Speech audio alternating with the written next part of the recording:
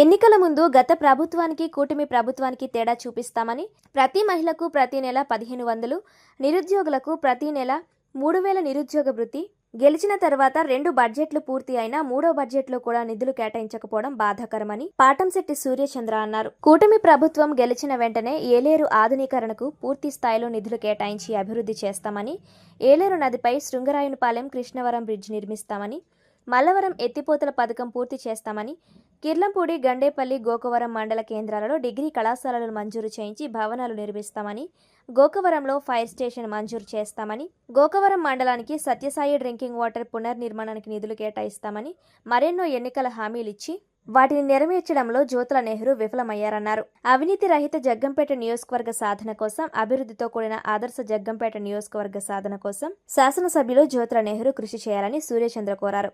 2029లో జ్యోతుల నెహ్రూ కుమారుడు ఎమ్మెల్యేలుగా గెలవడం కోసం చేసే ప్రయత్నాల కంటే ఎన్నికల్లో ఇచ్చిన హామీలు నెరవేర్చడానికి నిరంతర ప్రయత్నం చేయాలని సూర్యచంద్ర ఎమ్మెల్యేకు విజ్ఞప్తి చేశారు. లేని పక్షంలో అన్ని రాజకీయ పార్టీలతోనూ సామాజికవేత్తలతోనూ కలిసి అవినీతి నిర్మూలన కోసం, నియోజకవర్గ అభివృద్ధి కోసం, ఎన్నికల హామీల అమలు కోసం పోరాట కార్యాచరణ ఏర్పాటు చేయడం జరుగుతుందని పాటంశెట్టి సూర్యచంద్ర హెచ్చరించారు. నియోజకవర్గం ఇండిపెండెంట్ ఎమ్మెల్యే అభ్యర్థిని 2024 ఎమ్మెల్యే ఎన్నికల్లో గౌరవ ముఖ్యమంత్రి శ్రీ నారా చంద్రబాబు నాయుడు గారు, ఉప ముఖ్యమంత్రి పవన్ కళ్యాణ్ గారు ఎన్నికల్లో కూటమి గెలిచిన తర్వాత ప్రజలందరికీ గత ప్రభుత్వానికి కూటమి ప్రభుత్వానికి తేడా చాలా స్పష్టంగా చూపిస్తాం.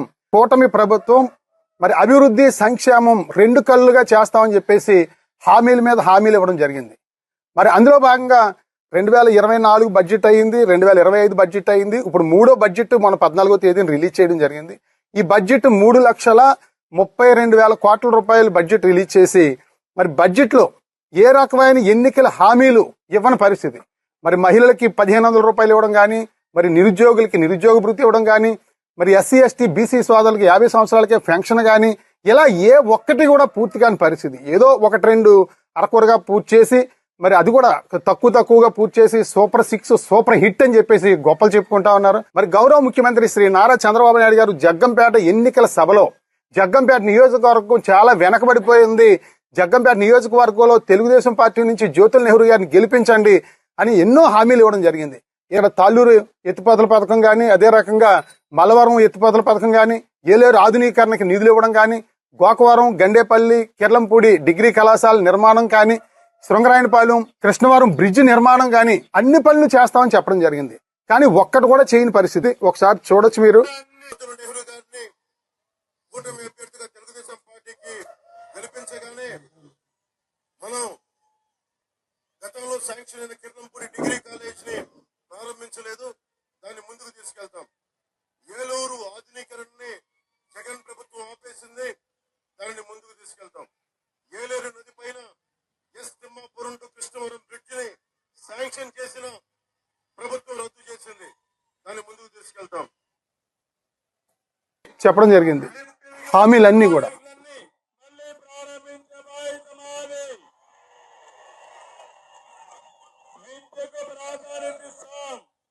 ఇక్కడ ఏమేమి కాలేజీలు కావాలో అన్ని కాలేజీలు పెట్టే బాధ్యత మాది. మీ ఆరోగ్యం కోసం అవసరమైతే ప్రభుత్వం అన్ని ప్రతి పని కూడా మేం చేస్తాం, నాది బాధ్యత అని చెప్పేసి గౌరవ ముఖ్యమంత్రి చంద్రబాబు నాయుడు గారు, పవన్ కళ్యాణ్ గారు కూడా ఇద్దరు కూడా చెప్పడం జరిగింది. మరి చంద్రబాబు నాయుడు గారు కూడా 175 నియోజకవర్గాల్లో ఎక్కడా ఇవ్వని విధంగా జగ్గంపేటలో హామీలు ఇవ్వడం జరిగింది. ఎందుకంటే 2004లో తెలుగుదేశం పార్టీ జగ్గంపేటలో ఓడిపోయింది, 2009లో జగ్గంపేట నియోజకవర్గంలో తెలుగుదేశం ఓడిపోయింది, 2014లో జగ్గంపేట నియోజకవర్గంలో తెలుగుదేశం ఓడిపోయింది, 2019లో జగ్గంపేట నియోజకవర్గంలో తెలుగుదేశం ఓడిపోయింది. 4 సార్లు ఓడిపోయింది.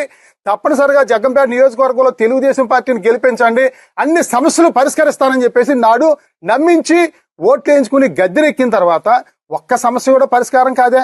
ఈ సమస్యలన్నీ కూడా మీరు ముఖ్యమంత్రి గారికి మీకు చిత్తశుద్ధి ఉంటే, జ్యోతుల నెహ్రూ గారికి జగ్గంపేట నియోజకవర్గ ప్రజల మీద ప్రేమ అభిమానం ఉంటే మరి రేపు ఎల్లుండు అంటే 17, 18 తేదీల్లో ఈ బడ్జెట్ పై చర్చ జరుగుద్ది. బడ్జెట్ మనం 14వ తేదీని ప్రవేశపెట్టారు, 17, 18 తేదీల్లో చర్చ జరుగుద్ది.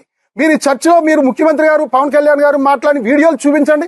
మీకు చిత్తశుద్ధి ఉంటే మీరే మాట్లాడారు, మీరు ఇచ్చిన హామీలు నెరవేర్చండి. నన్ను ప్రజలు అడుగుతా ఉన్నారు, అక్కడ నాయకులు అడుగుతా ఉన్నారు, వీధులను తిరగడానికి అవ్వదు రేపు పొద్దునని చెప్పేసి మీరు నెహ్రూ గారు మీరు మాట్లాడగలరా? మీలో చిత్తశుద్ధి నిజాయితీ ఉంటే రేపు ఎల్లుండు ఈ వీడియోలు మీరు చూపించండి. మీరు మాట్లాడారు, మీరు హామీ ఇచ్చారు, ఓట్లేశారు, గెలిచారు, మీరు ఇప్పుడు చెయ్యట్లేదు నన్ను అడుగుతా ఉన్నారని చెప్పండి. సత్సాయి డ్రింకింగ్ పథకం 2 సంవత్సరాల నుంచి మంచినీళ్ళు లేవే అక్కడ గోకవరం మండలంలో. ఇక్కడ ఏలేరు ఆధునీకరణ ఇసుకంతా మీరే కదండి తోడేశారు, తినేశారు ఇసుక. ఇక్కడ ఏలేరు లోతైపోయి రైతులను సర్వనాశనం అయిపోవడం జరిగింది. ఎన్నికల ముందు ఏలేరు ఆధునీకరణ చేస్తా ఉన్నారు. మొన్న కూడా రాజపాలెంలో ముఖ్యమంత్రి గారు ఏలేరు ఆధునీకరణకు నిధులు ఇస్తా ఉన్నారు. ఎక్కడ ఈ బడ్జెట్లో అని చెప్పేసి అడుగుతా ఉన్నాం. దయచేసి జ్యోతుల్ నెహ్రూ గారు మీలో చిత్తశుద్ధి నిజాయితీ ఉంటే రేపు ఎల్లుండి ప్రశ్నించండి. కానీ మీరు ప్రశ్నించలేరు. ఎందుకంటే మీ చిట్ట చంద్రబాబు నాయుడు గారి దగ్గర ఉంది. వేలాది లారీలతో అక్రమ మట్టి రవాణా చేస్తా ఉన్నారు. సుమారు 200 కోట్ల రూపాయలు అవినీతి జరిగింది 2 సంవత్సరాల్లో. అక్కడ ఇంటెలిజెన్స్ ద్వారా ముఖ్యమంత్రి గారి దగ్గర ఉంది. మీరు గట్టిగా మాట్లాడితే కూర్చోవా నెహ్రూ అనే పరిస్థితికి వచ్చింది అక్కడ అసెంబ్లీలో. జ్యోతుల్ నెహ్రూ గారికి మేము చాలా స్పష్టంగా ప్రశ్నిస్తా ఉన్నాం. అవినీతి మానండి. ఎందుకంటే మీరు మీ అబ్బాయిని జగ్గంపేట నియోజకవర్గంలో పోటీ చేయించాలని ఆల్రెడీ మీరు డిసైడ్ చేశారు. మీరు ఇంకా వేరే చోట పోటీ చేయాలనుకుంటున్నారు. ఇంకా మీ ఇంట్లో ఇంకా ఎవరెవరిని పోటీ చేయించాలో అన్నది ఇంకా తెలీదు. కాకినాడ పార్లమెంట్లో అన్ని పోటీ చేయించినా మీరు ఆ రకమైన అన్ని పార్టీల నుంచి లాబింగ్ చేసే సమర్థత సత్తా ఉన్న నాయకుడు జ్యోతుల్ నెహ్రూ గారు. ఓకే, కానీ మిమ్మల్ని కోరేది 2029లో మీ అబ్బాయిని ఎమ్మెల్యేని చేయడం కోసం, మీరు వేరే చోట గెలవడం కోసం ఆ ప్రయత్నాల కంటే ఇప్పుడు మిమ్మల్ని 53,000 ఓట్లు మెజార్టీతో గెలిపించిన ప్రజలకి మీరు ఏం చేస్తున్నారు అనేది మీరు చెప్పండి సమాధానం. నిన్న మీరు మీటింగ్ పెట్టారు. జగ్గంపేట నియోజకవర్గంలో ఇన్ని సమస్యలు ఉన్నాయి, ముఖ్యమంత్రి గారు పవన్ కళ్యాణ్ గారు ఇన్ని హామీలు ఇచ్చారు, ఇన్ని నెరవేర్చారని మీరు ఏమన్నా ఒక్కటైనా చెప్పగలరా? చెప్పలేరు. గారికి మేము చెప్తా ఉన్నాం. గౌరవ ముఖ్యమంత్రి గారికి కూడా మేము జగ్గంపేట నియోజకవర్గ ప్రజలందరి తరపున ముఖ్యమంత్రి గారిని హెచ్చరిస్తా ఉన్నాం. ఏదైతే జగ్గంపేటలో మీరు ప్రజలందరికీ హామీలు ఇచ్చారో, కిర్లంపూడిలో పవన్ కళ్యాణ్ గారితో మీరు హామీలు ఇప్పించారు. ఎందుకంటే నెహ్రూ గారు పదే చెప్తా ఉన్నారు, చంద్రబాబు నాయుడు గారు చెప్పారు, నమ్మరేమో అని చెప్పేసి పవన్ కళ్యాణ్ గారితో కూడా మీరు ఈ హామీలన్నీ కూడా మాట్లాడించడం జరిగింది. మరి కూటమి ప్రభుత్వంలో ఇచ్చిన హామీలన్నీ నెరవేర్చాలి. అవినీతి తోలకాలు, మట్టి తోలకాలు ఆగాలి.